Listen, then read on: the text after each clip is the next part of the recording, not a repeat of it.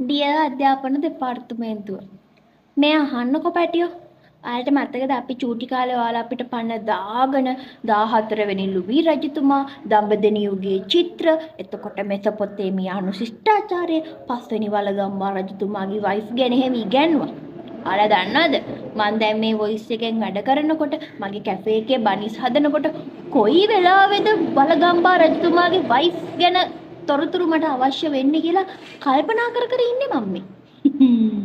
නෑ මම මේ නිකමට කියන්නේ ඒ නාස්ති කරපු කාලේ දැන් මං එහෙම මේ සාමාන්‍ය වොයිස් එකෙන් ටැලන්ට් එකක් තියෙන ළමයෙක් කියලා හොයාගෙන ඒ පසුපස හඹා යන්න මාව යොමු කරා නම් මේ වැඩ කරන්න මෙච්චර නාකි වෙන්නේ නෑනේ. පැටියෝ අධ්‍යාපන දෙපාර්තමේන්තුවේ පැටියෝ මං කියන්නේ හොඳ නැද්ද?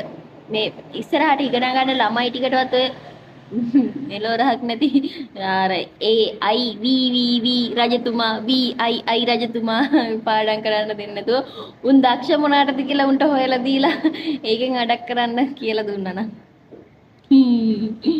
තරහ වෙන්න එපා ඉතින්. එතකොට ඉතින් අපිට වගේ කෙලවෙන්න තුන්ව සතුටින් ජීවත් වෙන අනාගතේ අධ්‍යාපන දෙපාර්තමේන්තුව තරහයි.